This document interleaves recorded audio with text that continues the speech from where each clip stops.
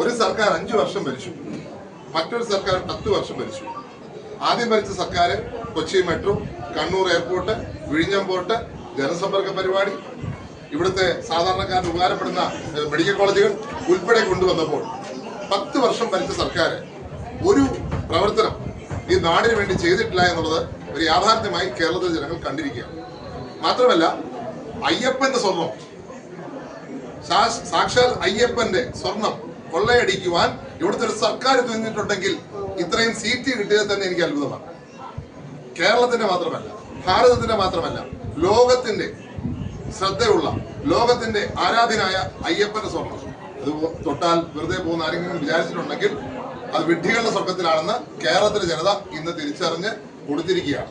അതുകൊണ്ട് നമുക്ക് യാതൊരു സംശയവുമില്ല, UDFന്റെ പോസിറ്റിവിറ്റിക്ക്, ലീഡർഷിപ്പിന് കിട്ടിയ വലിയ അംഗീകാരമാണ് അത്. തീർച്ചയായിട്ടും ആ വിജയം കേരളത്തിലെ ജനത ചരിത്ര വിജയമാക്കി തീർത്തിരിക്കുന്നു. ഉമ്മൻചാണ്ടിയോടുള്ള കടം, ഞാൻ പറയും, 10 വർഷം മുമ്പ് ഉമ്മൻചാണ്ടിക്ക് ഒരു കടമുണ്ടായിരുന്നു. ആ കടം ഇന്ന് കേരളത്തിലെ ജനത വീട്ടിയിരിക്കുകയാണ്, പുതുപ്പള്ളിയിലെ ജനത വീട്ടിയിരിക്കുകയാണ്. എനിക്ക് വളരെയധികം സന്തോഷവും അഭിമാനവും നന്ദിയുമുണ്ട് പുതുപ്പള്ളിയിലെ ജനങ്ങളോട്, പുതുപ്പള്ളിയിലെ നല്ലവരായ മനുഷ്യരോട്. അവര് പലവിധമായ നുണപ്രചരണങ്ങളെയും കള്ളത്തരങ്ങളെയും അതിജീവിച്ചുകൊണ്ട് വലിയ ഒരു പിന്തുണ എനിക്ക് നൽകി.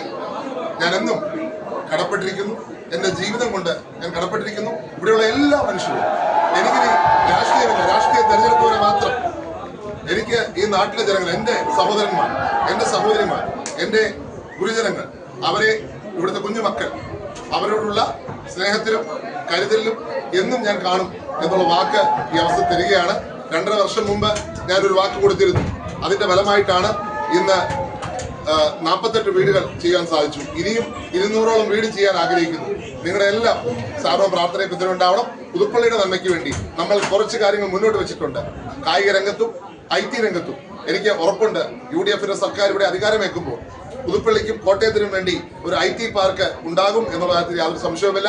അതുപോലെ തന്നെ ഇവിടെ നമ്മൾ സ്പോർട്സിന്റെ ഒരു സ്റ്റേഡിയം, അത് എത്രയും പെട്ടെന്ന് ദേശീയ തലത്തിൽ ഉള്ള സ്റ്റേഡിയം ഈ പുതുപ്പള്ളിയിൽ തന്നെ കൊണ്ടുവരും, ഉമ്മൻചാണ്ടിയുടെ പേരിൽ കൊണ്ടുവരും എന്നുള്ള കാര്യത്തിൽ സംശയമില്ല. ഒരു കാര്യം കൂടി ഞാൻ പറയാൻ ആഗ്രഹിക്കുകയാണ്. ഞാൻ എൻ്റെ പിതാവിന്റെ കല്ലറ ഇതുവരെ ഞാൻ കെട്ടിയിട്ടില്ല. എൻ്റെ പിതാവിന്റെ കല്ലറ കെട്ടാൻ ഞാൻ തീരുമാനിക്കുകയാണ്. ഈ കടം വീട്ടിയതോടെ ഉമ്മൻചാണ്ടിക്ക് ശേഷം മറ്റൊരു മുഖ്യമന്ത്രി, UDFന്റെ മുഖ്യമന്ത്രി അധികാരമേൽക്കുന്നതിന്റെ സ്മരണാർത്ഥം അല്ലെങ്കിൽ അദ്ദേഹത്തോടുള്ള നന്ദി സൂചകമായിട്ടും ഈ കല്ലറ ഞാൻ കെട്ടും.